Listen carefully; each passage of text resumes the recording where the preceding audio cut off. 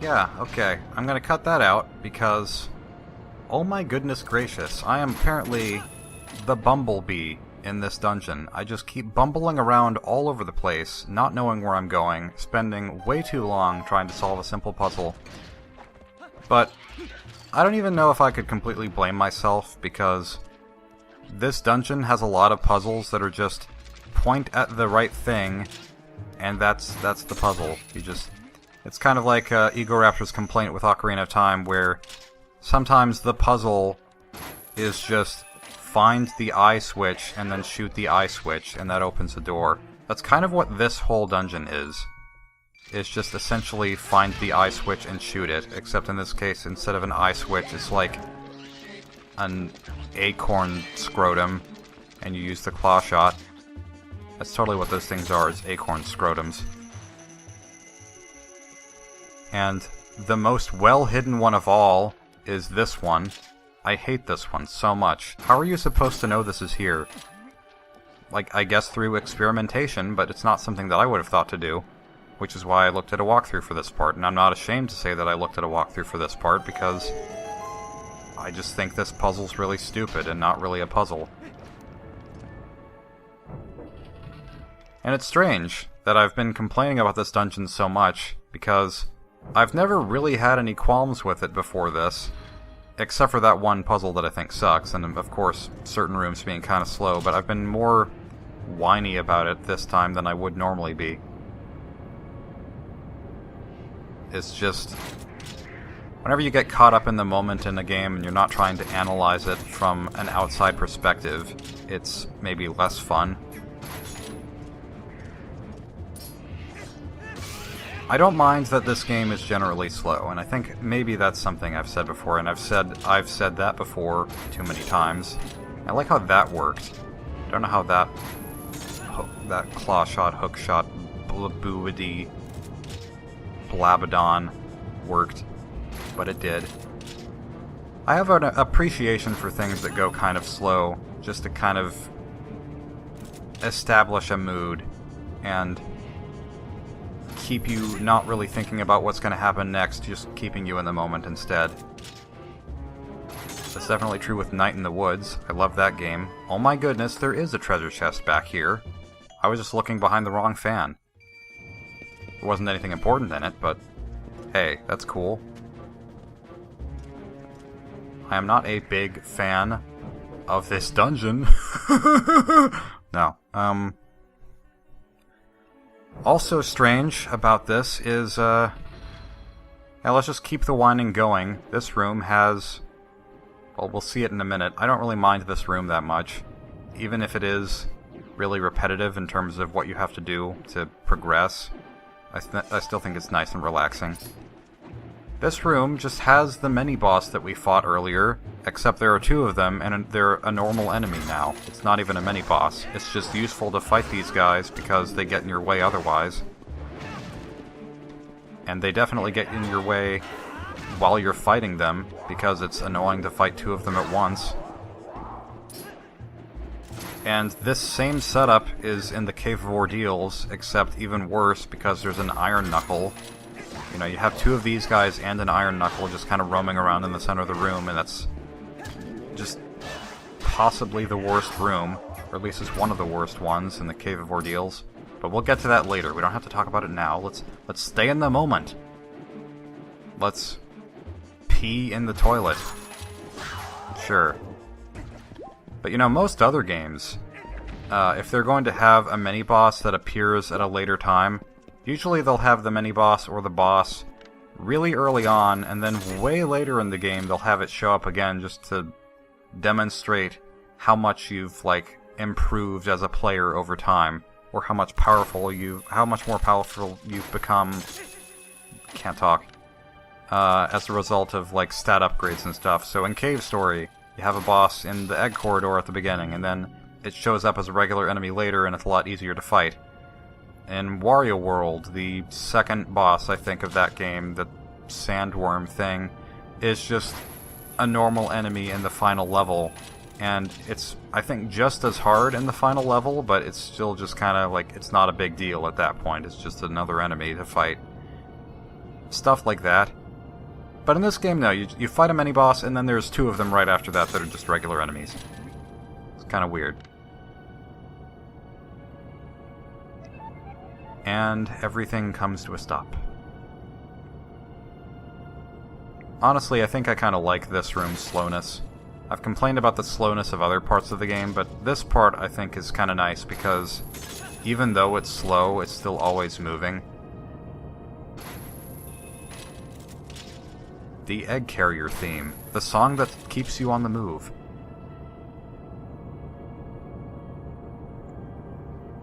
Yeah, and as many complaints as I have about this dungeon, I will say, just the atmosphere is great. The jib-jig, jig-jib, jib-jiddy, jiggity-jiggy, jiggy. We've come full circle. Even though that was probably more of like a child's scribble than a circle, but you get the point. Come to think of it, that reminds me of something else that I thought about recently, just with commentating over these videos. I tend to have a very branched thought process. If I'm talking about something, I'll want to keep a mainstream branch going for whatever I'm talking about, but then I'll also like go on tangents into other things, and eventually, once I reach the end of that branch, I'll get back to the main trunk of the tree again, and like, oh, back to what I was saying. Yeah, that's just how my mind works, I guess. And maybe that's how I like playing games, too, come to think of it. I like having a main path and then branching off of that path to do something else and then coming back to the main game. Maybe that's how I live my life, is I am a tree. Coming up very close to the end of the dungeon here. We're right below the... I was going to say final boss, but that's not right, because it's not the final boss, it's just the boss of the temple. And I always do that. I always mix up game and level whenever I'm talking about stuff. But you see that little platform down there? It is entirely necessary that we go down to that platform. Failed that jump, but when I say that it's entirely necessary, what I actually mean is I don't even think Nintendo expects this to be possible, but I'm going to use that boomerang exploit, glitch, whatever you would call it, that I mentioned earlier. I don't think I even did it right here, but yeah, now we're on this platform. I'm surprised that it even has collision, since it's just background scenery, but it's nice. I like this. It's nice and comfy. I would sleep here, if not for the threat of death. And then if you nudge just off the ledge, boom. Just instant death. You don't even have to fall. It just... That's where the zone ends, where you're allowed to live. I think it's kind of excellent. Just an inch below where you can walk. And now let's latch onto the kudzu and make our final climb to our destination. Get ready for, cinematically, what is perhaps the coolest boss fight in the game. That's a little arguable, I guess, but to me it might be the coolest fight in the game visually. And yet the gameplay of the fight really does not match up well with how intense it looks. Because, like, if this was a movie, it would be super crazy awesome intense. But as a game, somehow it's just like, oh, this is, you just do this. Okay, that's easy enough. This boss fight... Argorok, okay, that's your name, not Argorok. Although if you were made of clay, then you would be Argorok. Now I'm thinking about this game, if it had a clay art style, that would be very strange. But if Kirby can do it, why can't Link? But yeah, in the Green Garden level of Bomberman 64, the boss of that area is this blue dragon whose name escapes me. I'm not even sure if they say what the names are whenever you enter those boss areas, but still, this just going up high in the air to attack the enemy, it's sort of a similar layout. I seem to remember big pillars in the background in that fight. So we just kind of wait around. More waiting. More point and click. More jump and shoot man. completely unnecessary damage to take, but I had fun. Jumping off of high ledges and taking some damage is fun. And he gets very angry.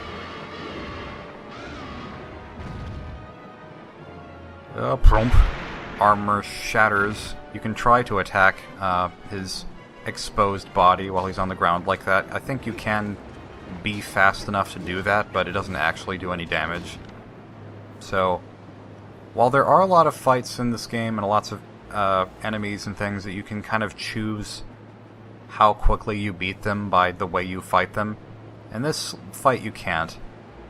The pace is entirely chosen for you by the cutscenes and the flow of the fight, and very imposing. Just flies right by me, but doesn't actually fly towards me. It's like the less effective version of that moth mini-boss in Wind Waker's Forbidden Woods. Hear that, dragon? You are less menacing than a moth. You should feel ashamed of yourself. And then he perches up on... It's Dragon's Roost. He's roosting on the top of that pillar. Let's just make every Wind Waker reference. This is clearly Wind Waker. Can't you tell? The graphics are exactly the same. Second verse, same as the first.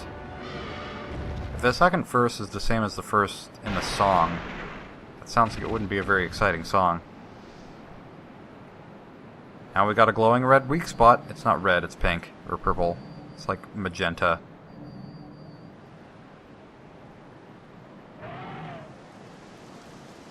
Now this part is a little bit dumb to me. It's like, oh, I'm so angry that I'm going to break off the rest of my armor and make myself even more exposed. Great idea there, man. You could say it's like whenever a mama bear gets far more upset if their child is in danger, like, oh man, if you've, or no, whenever you've, if a wounded, what is it, like, if a bear is wounded, it gets a lot more dangerous than if it's not wounded, if it's, like, in perfect condition. Maybe not a bear specifically, but just any ferocious animal. Maybe that's kind of the feel that they were going for with this, like, oh, I don't even need my armor to defeat you. I can just go off of my pure rage to beat the stuffing out of you. But I don't think it works very well because, you know, this boss fight is not much of a threat. And it's also like, oh, I'm going to roar at you and then fly away. It just doesn't even do anything. If this boss actively attacked you, then yeah, it would be a bit more menacing, but no. Also, I seem to remember having a bit more trouble with this fight than I normally would because my controller was acting up. Because it's a Wavebird controller and it's wireless, and I don't like having to use wireless things because of the flickery battery stuff that happens sometimes. So I had to, like... I had to point with the view... I guess maybe I changed that with this, or I didn't change it, but... I had to, like, in various other parts of the dungeon, I had to look and then use the claw shot, look in first-person view, instead of just holding down the claw shot button because I wasn't sure if it would stay held down. But I guess it worked itself out eventually. Really, I think the problem was not that the battery was flickery, but that I was hitting the A button on accident, or just lightly brushing up against it, and then it registered that as me not holding down the other button anymore for some reason. Oh no, flames! That makes this battle far more intense. It's very strange how... I was talking in that cave about how you can't really describe one sense with another sense if you're talking to someone about colors if they're blind. Because, like, red is a warm color, blue is a cool color. And yet, whenever we're talking about, like, the cosmos, and about flames and stuff, blue flames are actually much hotter than red flames, and blue stars are actually much hotter than red stars. So it's kind of weird that the cool colors represent the hotter things.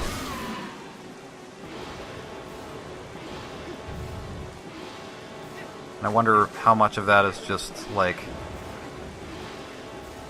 Well, in terms of describing colors and other artistic things objectively, which, you know I don't like the term objectively, like, the human mind just perceives things as red. I wonder how much of that is just what society, like, has kind of conditioned us to believe. Like, maybe in the dawn of civilization, we actually did think that blue was a cool, or, like, blue was not a cool color, and blue was actually the hottest color. Just something to think about, I guess. And probably not something that I'm going to research. I just like thinking about things and not actually exploring them.